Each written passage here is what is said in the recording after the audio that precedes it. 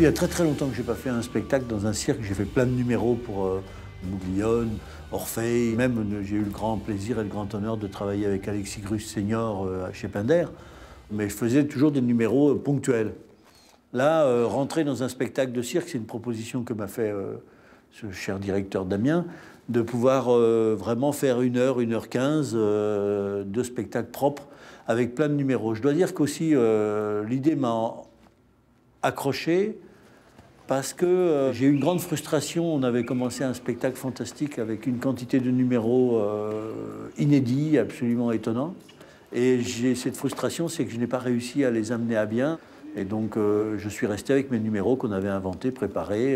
Et je dois dire que c'est comme un très très bon repas qui passe pas, quoi. Parce que là, je vais passer comme ça. Je vais passer comme ça. Voilà. Passer là. Après, je l'arrête un peu ici. Je reviens ici, voilà. Et là.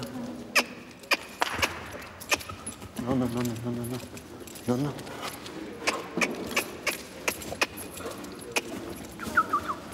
Hey, surtout quand tu arrives, plus vite. C'est très, très, très belle. Bello cavallo seduto quando cade. Belle, belle. Non, non, ma il numero è fatto... C'est très compliqué pour moi de trouver l'endroit où je dois asseoir le cheval parce que ton tissu, il bouge sans arrêt. Tu peux pas faire autrement et je n'arrive pas à savoir où il est. C'est pour ça que je pensais mettre un tic de peinture comme on est au début du spectacle. Juste un chut, comme ça fera une tache juste au centre.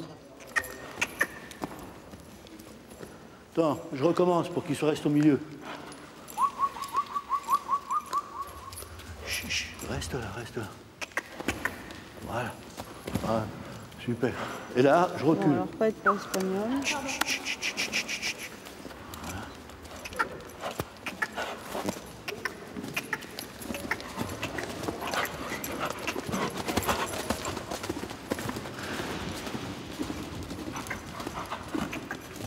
Voilà. Je faisais quoi après? Vol à main droite. Quoi? Vol à main droite. Ouais.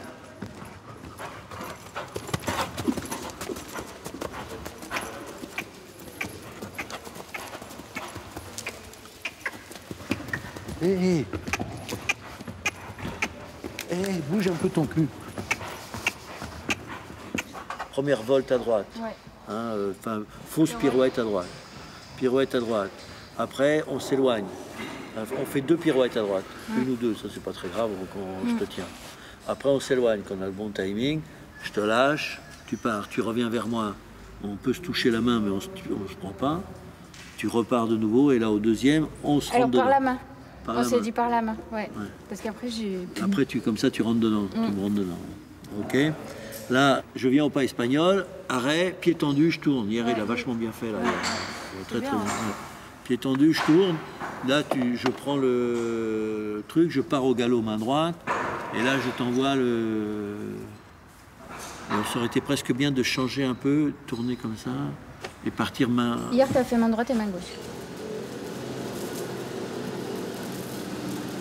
Pour monter un numéro, c'est parfois un peu étonnant. C'est les situations, c'est la qualité d'un cheval qui vous fait faire un numéro. J'ai eu l'idée un jour de la boîte, sur un Royal Horse Show à Londres, on avait des toutes petites stalles. Et du coup, j'ai couché mon cheval dans ces toutes petites stalles. Et là, je me suis dit, si je mets une paroi aux fesses, j'enferme la hauteur, je le mets dans une boîte. Du coup, je pense à commencer à faire ça. Et là-dessus me tombe le film de Lakhdar Amina, où un gars avait enfermé dans une caisse d'avoine son barbe arabe pour ne pas se le faire saisir pendant la dernière guerre. Du coup, je lui avais dit, écoute, on va pas endormir le cheval, je vais le dresser à se mettre dans la boîte. Au début, j'ai pris une boîte un peu plus grande, après de plus en plus petite, et on arrive au stade où vraiment il y a juste la place pour s'installer, quoi. Donc voilà comment est né le numéro. Voilà, là, il faut un mec qui bloque de l'autre côté. Là, il faut qu'il le maintienne parce qu'il ne faut pas qu'il se lève tout de suite. Ouais. Descends. Descends qu'on l'ouvre. Une cale. Hop. Plus bas, prends la cale plus petite. C'est pas la peine, je ne vais pas pouvoir. Lâche-le. Je suis en train de réfléchir. La cale, elle ne va pas rester. Mais si elle restera la cale, bien sûr qu'elle va rester la cale. Ça se passe sur les charnières, c'est bon, Décaler pour voir. Attends, tourner, c'est quand il est assis, le cheval, hein, pas quand il est... Donc là, très bien. Voilà. Là, on fait en place, toi. Voilà, merci. Très bien, voilà, le cheval se voit. C'est là qu'on défait tout. Vous défaites le bordel. Voilà, et là, vous tournez. Il y en a que deux, ça suffit un peu moins. Ok. Tournez. Alors, pareil. Allez. Regardez bien les roues. Hein. Voilà. Tournez. Tournez, tournez, tournez. On est censé être que deux. Ouais. Tournez encore, tournez encore. Tournez encore, parce que c'est ça qui est sympathique, c'est de le faire voir à 360 degrés, le mec, quand même, tu vois. Voilà. Tac. Ok. Super. Là, vous freinez un petit peu. Donnez-moi ce cheval, mais tu donnes pas surtout comme ça. Et là, tu mets la baguette et tu fais cabrer le cheval. Donnez-moi ce cheval, j'arrive, vas-y, prof. Vas-y. Donnez-moi ce cheval. Tends la main, prof. Voilà, faut que ça soit vraiment ça, vas-y. Donnez-moi ce cheval. Oh, vous êtes fous. Tu vois, il faut vraiment que tu t'approches presque à toucher le cheval et à ce moment-là, tu fais cabrer. Et si, Ok. s'il tient la longe, c'est pas parce que c'est juste comme ça. Ça va l'empêcher de cabrer. Mais comme ça. Ouais, mais il va se défendre. Tu crois? Ouais. Bon, alors, il faut qu'il fasse ça, tu vois. Vraiment. Donnez-moi ce cheval. Voilà. Et là- Ah, voilà. Ouais, mais là, tu l'as en main, c'est moins. Ouais, là, ça fait trop commander par lui, par toi, tu vois. Faut que tu arrives vraiment comme ça, et quand tu es là. Et après, tu te la prends. Il y a une partie aussi dont j'avais vraiment très très envie, c'est la partie aérienne. Donc je voulais que l'acrobate soit au même niveau que le cheval. En rond, il y a un inconvénient, c'est qu'on a la force centrifuge, donc automatiquement on est un peu déporté. Dès qu'il y a une accélération du cheval, le gars il va à l'extérieur automatiquement. Donc on a eu très peu de temps pour répéter, parce qu'on a mis ça au point en une semaine, hein, ce qui est quand même un truc de ouf, hein, une semaine de s'attaquer à ça. D'abord, il faut des chevaux extraordinaires. C'est là où le cheval de cinéma intervient. C'est qu'un cheval de cinéma, il n'y a rien qui le choque, quoi. Et c'est pour ça qu'on a réussi à avoir l'idée de mettre le gars devant et qui, en fin de compte, peut embrasser le cheval pendant qu'ils sont au grand galop. C'est le cheval qui le pousse avec sa tête. Un cheval de cinéma, il doit être capable de faire tout ce que le cheval de cirque fait. Et je ne suis pas sûr que le cheval de cirque soit capable de faire ce que le cheval de cinéma fera. C'est l'avantage, c'est que moi j'arrive avec mes chevaux de cinéma et j'exploite la qualité intrinsèque de mon cheval. Au cirque, vous pouvez avoir un cheval totalement immontable, hein, qui a un caractère épouvantable, qui est vraiment insupportable, et vous pouvez le travailler, le façonner à un numéro donné. Vous pouvez utiliser un défaut à 100% pour que ça devienne un numéro. Tu vois, de temps en temps, tu vas là aussi. De là, tu le rencontres. T'es vachement rassuré. Tu vois ? Toujours pareil. Ouais. Toujours pareil. Et là, vous rencontrez Mike, qui lui rentre. Il rentre pas après les chevaux? C'est après les chevaux, ouais. Lui, il rentre d'abord, tu vois, puisqu'il est attaché. Et donc, Il va nous faire le rond. on rencontre et on l'allume ici. Non, vous l'allumez ici. Là-bas, tout là. Tu vois, ici, on avait dit. On ouvre les trucs et Voilà. Et lui, il allume, lui, il avance. Que je veux qu'il avance comme ça, tu vois. Tu vois, ici, il fait le demi-tour. Le feu, vous êtes parti. Le feu tombe, les deux chevaux rentrent. On allume les deux chevaux. Ils font les deux tours, il va tourner avec les chevaux. Et je vais voir comme ça, tu vois. Voir s'il va derrière les chevaux. On va voir si ça fait pas chier les chevaux, il va derrière les chevaux. Il tourne comme ça. Mais est-ce que j'ai pas envie de lui faire deux tours à lui? Ça, c'est clair au niveau, tu vois. Un joli mouvement, voilà, mec, marche bien. Tournant. Fais un tour complet, comme ça on aura le cercle complet. Voilà. Bien, parfait. On s'arrête, et là les chevaux rentrent. Les deux torches rentrent, les deux torches. Elles doivent déjà être allumées, les deux torches. Le feu, c'est la partie cinéma. Dans Japlou, on a un camion entièrement en feu, avec 4 chevaux dedans. On a des gouttes de flammes qui tombent à côté de la tête. Après, ça dégoulinait aussi sur la croupe. Donc, il y avait une couverture de protection, bien sûr, parce que ça, il est hors de question de blesser un cheval en quoi que ce soit, hein, ni qu'il subisse les conséquences. Donc, ça dégoulinait et tout. Puis, petit à petit, la couverture prend feu, mais on est à l'intérieur du camion, entre deux bas-flancs. Donc, on a la caméra, tout est en place, tout est installé. Donc, il ne faut pas que le cheval bouge, parce que donc il part de l'œil du cheval qui regarde un peu comme ça, qui regarde comme ça, et il tourne et il va légèrement sur la croupe avec des gouttes de flamme qui tombent dessus, quoi. Et puis à la fin, il y a Guillaume Canet qui rentre, qui attrape le cheval qui est en feu, et là il sort le cheval et tout. Donc ça, c'est fait avec des comédiens. Le feu, c'est vraiment quelque chose que j'ai 100% inventé. Si tu prends le contact tout le temps, par exemple là comme ça, quand il t'emmène la main et t'es cuit. Tu vois? Là, t'es baisé. Viens ici, viens ici. Voilà. Tu mets en place. Tac, le cheval, il se met en place. Il se couche. Ici, il faut que tu dégages ta main ici. Les gars, en place. Et voilà. Là, je prends, tu vois, je touche. Et là, je prends tout le temps. Et là, je l'ai. Tu vois, il faut toujours redonner du vide. Si tu prends le contact tout le temps, le cheval, il s'appuie sur toi et il t'emmène. Et là, tu peux rien faire. Il faut toujours donner du vide, reprendre, donner du vide, reprendre, donner du vide, reprendre. Il faudrait arriver à faire ça. Tu te fais voir, tu vois. Et elle, là, elle se met à genoux. Et là, elle est comme ça. Non, non, tu vas pas le faire. Si, si. Mais je vais le faire, je vais le faire. Ouais, je peux pas. Et après, voilà.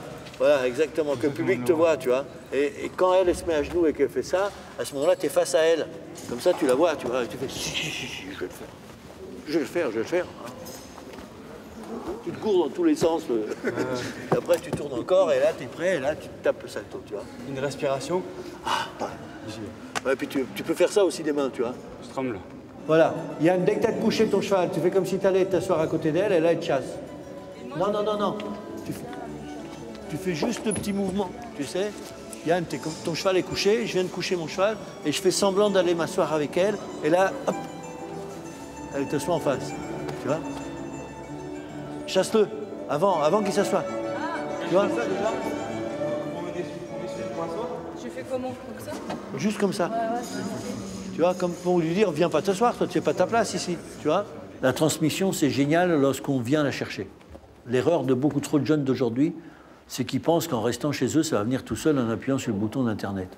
Ça ne vient pas tout seul. Il faut bouger ses fesses, avoir le contact avec les gens, discuter avec les gens, leur donner une motivation pour te donner ce qu'ils savent. Aujourd'hui, on explique trop, t'es pas assez fort, mais on va adapter la chose à toi, ça va aller. Non, pourquoi ? Au contraire, il faut travailler. Bien sûr, je veux bien transmettre. Je suis très, très ouvert. Hein. Je suis le mec le plus copié qui ait jamais été en numéro. Donc, c'est une forme de transmission. Mais en même temps, je veux bien transmettre aux gens qui le méritent. Hein. Moi, j'avais un vieux prof à moi, il avait 85 ans lorsqu'il est mort. Il m'a dit, c'est dommage, je commençais à savoir où était la tête et la queue d'un cheval. Donc, c'est extraordinaire. C'est un type qui montait depuis l'âge de 7 ans. Donc, je me suis dit, merde, si lui, il me dit ça... Qu'est-ce que je connais moi qui ai 25 ans quoi, à l'époque? Ça veut dire que je connais rien. Je sais, je le regarde, le cheval, d'accord, je vois la tête, je vois la queue, je vois les oreilles, mais qu'est-ce qui se passe dans le cerveau et dans tout le reste et dans le système de fonctionnement? Je ne comprends rien. Et aujourd'hui, ce qui me paraissait extrêmement compliqué à l'époque me paraît beaucoup plus simple, mais ce qui ne veut pas dire que je ne tombe pas en permanence sur un poulain qui me dit « Vous êtes qui, vous ?» C'est pas marqué sur ma tête, ni dans son box, je lui mets pas un DVD pour qu'il voit qui je suis. Donc automatiquement, c'est l'avantage du cheval, c'est qu'un cheval, c'est un éternel recommencement, et c'est une très grande école d'humilité, mais c'est une école avant tout de travail. Ouais, c'est vachement bien les deux, comme ça on en a deux à droite, deux à gauche. Molto bene. Non, non, non, non, tiens, guarda. E sì, ma con questa luce qua ho l'ombra di dietro, più a destra, più a sinistra. Sì, ma ho di dietro e a destra e a sinistra. È molto bello, così ho in panavisione.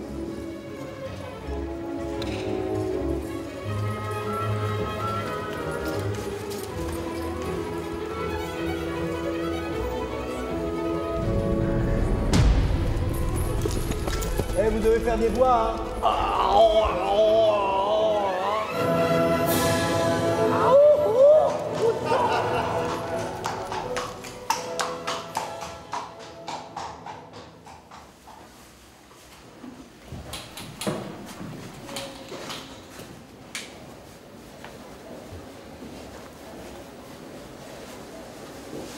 Le gilet, on ne voit pas grand-chose. Hein. Non.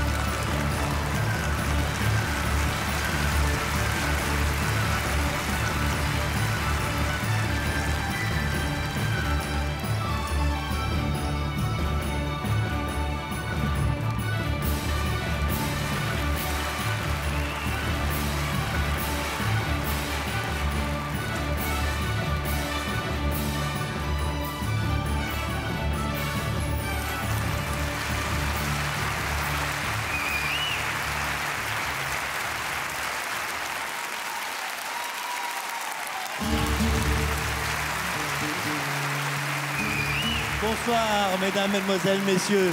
Merci d'être venus aussi nombreux. Dans ce lieu magique qui est ce cirque d'Amiens, absolument extraordinaire, qui est vraiment un endroit féerique. Je vous propose de regarder ce soir un spectacle que nous avons mis au point expressément pour ce lieu. Vous avez eu d'ailleurs un aperçu de travail classique de cirque. Je voulais commencer par ça. Et maintenant, est-ce que vous voulez voir le spectacle que nous avons préparé? Il n'y a pas beaucoup d'énergie, hein. Alors, est-ce que vous voulez? Voilà ce que je préfère, ça nous donne plus envie de travailler.